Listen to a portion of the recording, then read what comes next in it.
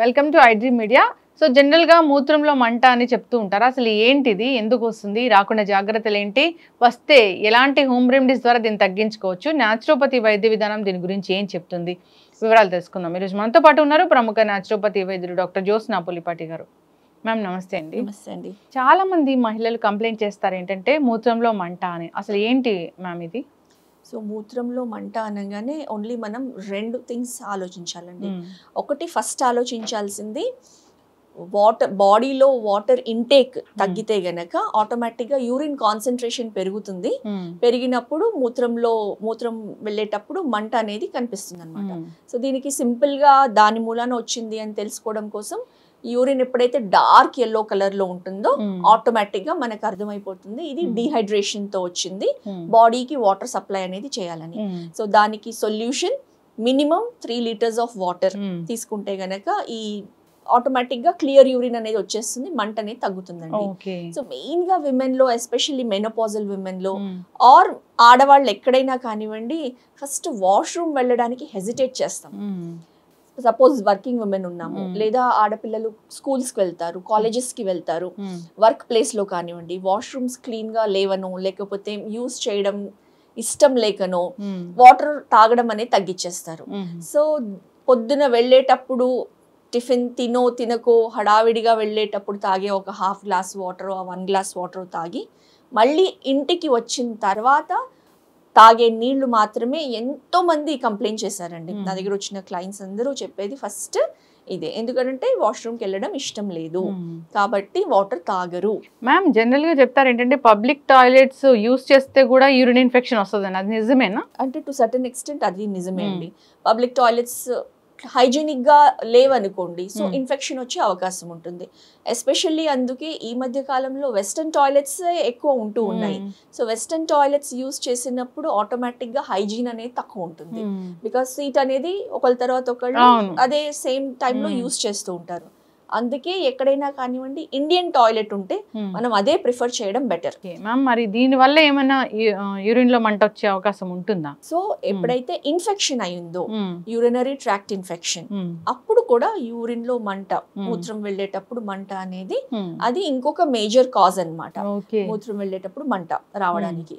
So దాంట్లో only మంటే కాకుండా బ్యాడ్ స్మెల్ రావడము, లేకపోతే ఏదైనా లైట్ గా యూరిన్ కలర్ మారడం, అంటే ఎల్లోయిష్ కాకుండా కొంచెం పస్సల్స్ లాగా ఉన్నాయనుకోండి, సో ఒక డిఫరెంట్ కలర్ లో ఉండడము, లేకపోతే ఈవెన్ సమ్ టైమ్స్ బ్లడ్ కూడా పడచ్చు యూరిన్ లో ఇన్ఫెక్షన్ మూలాన. సో ఈ చేంజెస్ కనిపిస్తూ ఉంటాయి అన్నమాట.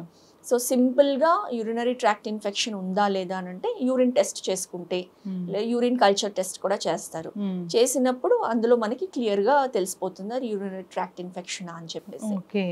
సో ఇవన్నీ కాజెస్ మనకి ఉన్నాయని తెలిసిన తర్వాత దీన్ని మనం ఎలా న్యాచురల్ గా ప్రివెంట్ చేసుకోవచ్చు అని అంటే, ఎప్పుడైతే మనం యూరినేషన్ కి వెళ్తామో అందరం ఆడవాళ్ళము ఒక mug of water, especially cold water splash చేసుకున్నాం అనుకోండి, సో ఎటువంటి ఇన్ఫెక్షన్ కాజ్ చేసే బ్యాక్టీరియా, వైరసెస్ ఏమున్నా కానివ్వండి సర్టన్ ఎక్స్టెంట్ వెళ్ళిపోతాయి అన్నమాట. ఈవెన్ దాన్ని డౌచింగ్ అంటాము న్యాచురోపతిలో, వెజైనల్ డౌచింగ్ అని ఈ డౌచింగ్ మెథడ్ అనేది ఉంటుందన్నమాట. సో ఒక మగ్ ఆఫ్ వాటర్ గట్టిగా స్ప్లాష్ చేసుకోవాలి సో ప్రతిసారి యూరినేషన్ కి వెళ్ళినప్పుడు. సో అప్పుడు ఇన్ఫెక్షన్ వచ్చే ఛాన్సెస్ బాగా తగ్గుతాయి. సో ఇంటర్నల్ గా వాటర్ ఇంటేక్ పెంచాలి అండ్ ఎక్స్టర్నల్ గా ఇలా హైజీన్ మెయింటైన్ చేయాలి.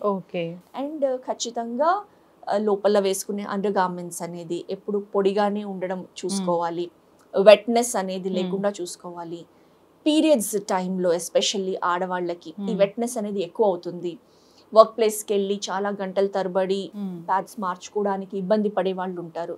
సో దానివల్ల ప్రొలాంగ్డ్ అవర్స్గా పెట్టుకోకుండా ఫ్రీక్వెంట్గా మార్చుకుంటూ హైజీన్ అనేది మెయింటైన్ చేస్తే ఈ యూరినరీ ట్రాక్ట్ ఇన్ఫెక్షన్ కూడా చాలా కంట్రోల్ అవుతుంది. ఖచ్చితంగా మ్యామ్, చాలా చక్కగా చెప్పారు. సో వాటర్ ఇంటేక్ అనేది ఖచ్చితంగా పెంచాల్సిందే. సో చాలామంది 1 గ్లాస్ 2 గ్లాస్ ఇలా తీసుకుంటూ ఉంటారు, వాళ్ళకి తెలిసిపోతూ ఉంటుంది, అయినా కానీ దాన్నే కంటిన్యూ చేస్తూ ఉంటారు. సో అంతేకాదు యూరిన్ ఎక్కువసేపు వెళ్లకుండా ఆపేయడం అనేది, అది హోల్డ్ చేయడం అనేది అసలు పెద్ద mistake. So what ever washroom వల్ల వచ్చే ఇన్ఫెక్షన్ కన్నా మనం దీన్ని కొని తెచ్చుకున్నట్లుగా అవుతుంది. కరెక్ట్ అండి. మీరైతే నాచురోపతిలో చాలా చక్కటి అది హోమ్ రెమెడీనే చెప్పారు. సో ఆ విధంగా ట్రై చేయాలని కోరుకున్నాము. మీరు అన్నట్లు హోల్డ్ చేసుకున్నప్పుడు ఈవెన్ రీనల్ స్టోన్స్ ఫామ్ అయ్యే అవకాశం ఉంటుంది. ఎందుకంటే యూరిన్ కాన్సన్ట్రేషన్ పెరుగుతుంది. సో అది ప్రొలాంగ్డ్ టైంలో ఉంటే గనక స్టోన్స్ అనేది ఫామ్ అవుతుంది. యూరిన్ లో మంట వస్తుంది అన్నప్పుడు ఎలాంటి హోమ్ రెమెడీస్ ఉంటాయి? సో ఏమైనా లిక్విడ్స్ అలాంటివి తీసుకోవాల్సి ఉంటుందా? కరెక్ట్ అండి. సో దీనికి ఒక బెస్ట్ హోమ్ రెమెడీ ఆర్ ఒక మెడిసిన్ అనే చెప్పాలి, బార్లీ వాటర్ అండి. సో యూరిన్లో మంట వచ్చినప్పుడు మన బార్లీ గింజలు దొరుకుతాయి, వైటిష్ కలర్లో ఉంటాయి, గోధుమల్లాగానే ఉంటాయి. చాలా మంది ప్రెగ్నెన్సీ టైంలో ఇస్తూ ఉంటారు barley water. So barley water తీసుకుంటే గనక బార్లీ గింజల్ని ఒక 1 స్పూన్ తెచ్చుకొని, లేదా బార్లీ పౌడర్ కూడా దొరుకుతుంది, ఏదైనా కానీ పర్వాలేదు, తెచ్చుకొని గింజలు అయితే గనక కనీసం ఒక 1 అవర్ నానబెట్టుకొని ఒక 1.5 గ్లాస్ వాటర్లో దాన్ని సింపుల్గా బాయిల్ చేసిన తర్వాత ఆ 1.5 గ్లాస్ వాటర్ అనేది 1 గ్లాస్ అవ్వాలండి. ఆ 1 గ్లాస్ ఆఫ్ వాటర్ని డైరెక్ట్గా తీసుకోవాలి. సో అది మార్నింగ్ టైంలో కానివ్వండి, మార్నింగ్ టైంలో మోర్ ప్రిఫరబుల్. ఎందుకనంటే ఈవినింగ్ టైంలో తీసుకుంటే గనక యూరినేషన్ ఎక్కువ అవుతూ ఉంటుంది. సో అది నైట్ కూడా కంటిన్యూ అయితే స్లీప్ డిస్టర్బెన్స్ అవుతుంది. కాబట్టి మార్నింగ్ టైంలో బ్రేక్ఫాస్ట్ అయిన తర్వాత అరౌండ్ 10:30-11 AM బెస్ట్ టైం అన్నమాట. ఆ టైంలో ఈ బార్లీ వాటర్ తీసుకుంటే గనక యూరిన్లో ఉన్న కాన్సన్ట్రేటెడ్ యూరిన్ తగ్గుతుంది, ఫ్రీక్వెంట్గా యూరినేషన్ పెరుగుతుంది. సో ఇన్ఫెక్షన్స్ కూడా వాష్ అవుట్ అవుతాయి.